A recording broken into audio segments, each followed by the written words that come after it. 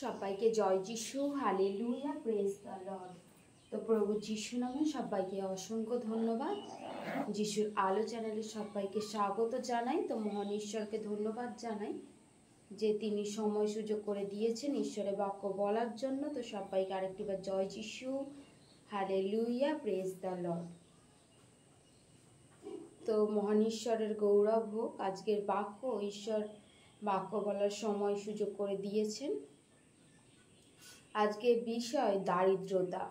তো আমাদের অনেকের জীবনেই প্রশ্ন আছে যে দারিদ্রতা কি ঈশ্বরের আশীর্বাদ নাকি অভিশাপ।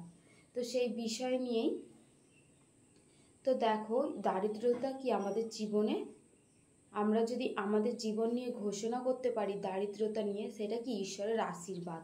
কখনোই ঈশ্বর কোনো কিছু বিষয়কে কি অভিশাপ দিয়ে থাকেন না। কিন্তু আমাদের অনেকেরই মনে প্রশ্ন আছে যে দারিদ্রতা কি হচ্ছে ঈশ্বরের অভিশাপ। ঈশ্বর অভিশাপ দিয়ে রেখেছেন যদি আমরা গরিব হই তবে কি আমরা স্বর্গরাজ্যে পৌঁছাতে পারবো, যদি আমরা বড়লোক হই তবে কি আমরা সেই স্বর্গরাজ্যে পৌঁছাতে পারবো না। তো মেন বিষয় কি, সেই ধনবান ব্যক্তি ছিল আর সেই লাসার ছিল। সেই লাসার কি ছিল না, সে এতটাই গরিব ছিল, সেইটা কি তার ঈশ্বরের অভিশাপ নয়, সেইটা কি তার হয়তো তার সেইটা বিষয় ছিল। সে গরিব ছিল, সে কি তার কি এমনই ঘা হয়েছিল যেটা কি সেই কুকুরে চাটতো।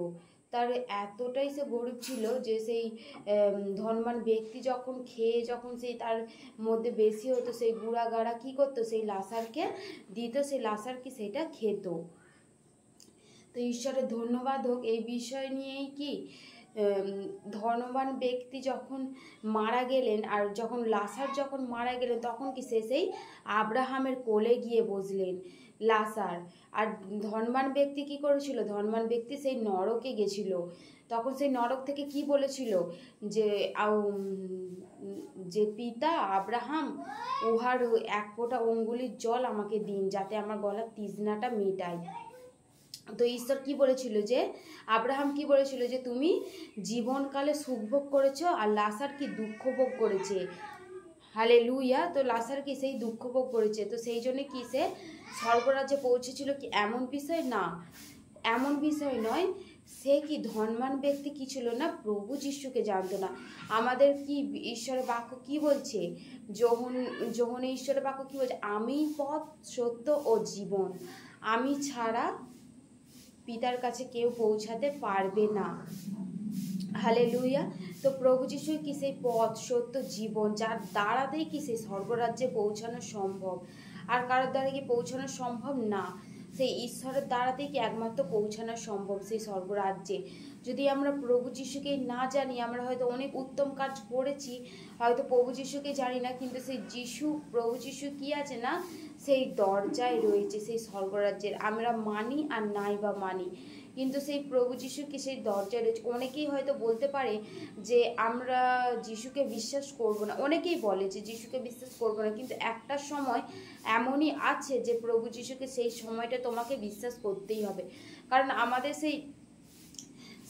সেই জন্য কি ঈশ্বর সেই আশীর্বাদ করেছেন।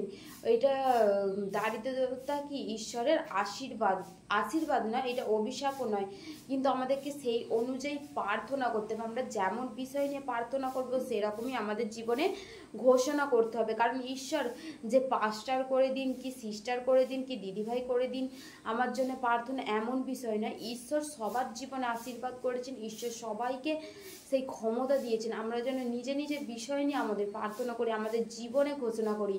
কারণ শয়তান আমাদের জীবনে দারিদ্রতা নিয়ে আসে। যখন শয়তান আমাদের জীবনে দারিদ্রতা নিয়ে আসে তখন কি শয়তানকে আমাদের জীবনের উপরে ঘোষণা করতে হবে যে শয়তান তুই যা কিছু দারিদ্রতা নিয়ে এসেছিস, যা কিছু সমস্যা নিয়ে এসেছিস, সেটা আমার জীবন থেকে দূর হয়ে যায় জানে। সেরকমই সেই ঘোষণা করতে হবে। তো ঈশ্বরের বাক্য কি বলছে, সেই বিধবা স্বামীর ঘরে কি ছিল না, কিছুই ছিল না, বলেছিল কি আমি এইটা খেয়েই মারা যাব, কিন্তু ঈশ্বর তাকে কি ভরিয়ে দিয়েছিল, তার অফুরন্ত করে দিয়েছিল। তার কি কোনো কিছু অভাব ছিল না, ঈশ্বর আর তার কোনো কিছুকে অভাব রাখেনি। সেরকমই ঈশ্বরের বাক্য বলছে যে আমি অনাথের নাথ, আমি কাঙালের ঈশ্বর, আমি ধনবান হলো আশীর্বাদ, যেখানে তোমার ধন সেখানেই তোমার মন থাকিবে।